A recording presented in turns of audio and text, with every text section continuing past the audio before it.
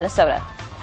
One of the great traditions at M&T Bank Stadium is the Johnny Unitas statue. People go rub the foot before home games, but for some reason, we've never had one of Brooks Robinson.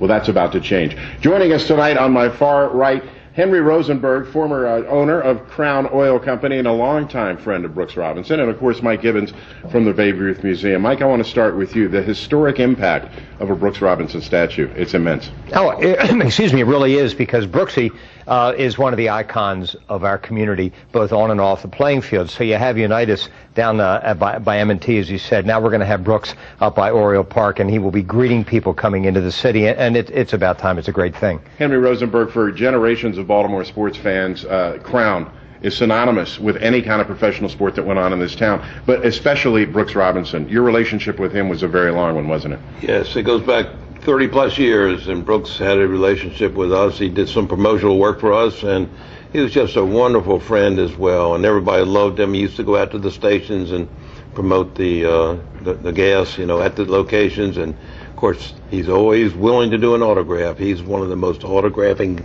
kind of a guy that you could possibly have. Well, and I would imagine when the statue idea was floated, you enthusiastically jumped on that out of your friendship for him? Absolutely. Absolutely, you had to. He's Mr. Baseball to Baltimore. He's the Oriole, Mr. Oriole, and we need to have something to reflect what he did and how he promoted himself and the city. And it's going to be right there where he come into the city, right on Russell Street, and it'll be right there where people can see not only the people who live here, but people coming into the city to visit. We have a picture of what the statue is going to look like. And I want you to take a look at it, because this thing is going to go in, if you know where Pickles Pub is, just beyond left field, it's going to go out there. That is a tremendous spot, Mike, for this statue to go.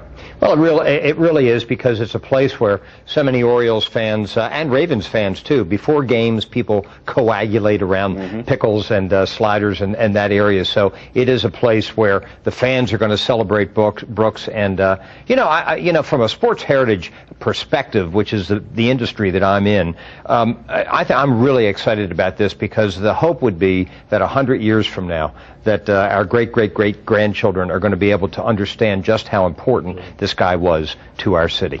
Henry, what's it like to be a part of this? Oh, it's great. It's a wonderful feeling, and to know that it's being done for him finally after a number of years, and to know that people really want to see that statue and be able to, touchy-feely kind of thing, and know it's there, and know that Brooks is looking after the city for them, relative to the baseball. What a fine thing to be a part of. Oh, it's great. Absolutely superb. What was it you saw in him early on when he first started the promotional thing? Because he was with you guys for so long. What was it about Brooks? He is a wonderful man and has a wonderful family. Connie, his wife, is a beautiful lady.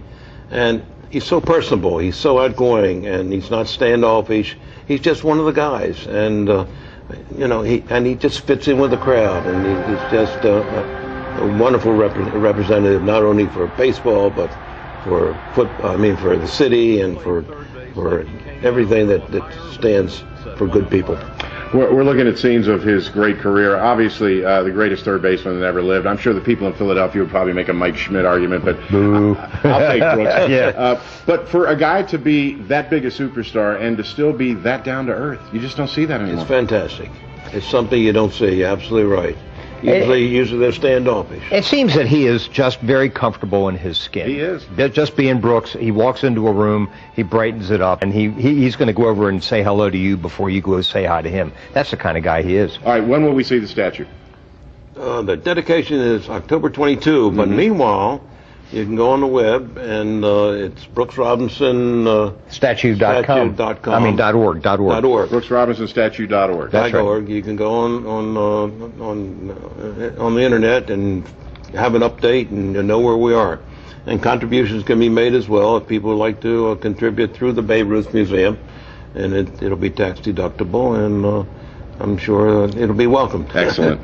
Henry, great to see you again, and congratulations for helping bring this to Baltimore. You're going to be remembered a long time for this. Well, thank you very much. I'm really looking forward to it, and Brooks is so excited about it. He can't see straight. Outstanding. Gentlemen, thanks for being with us tonight. Thank you. Thank you. Morgan, back to you.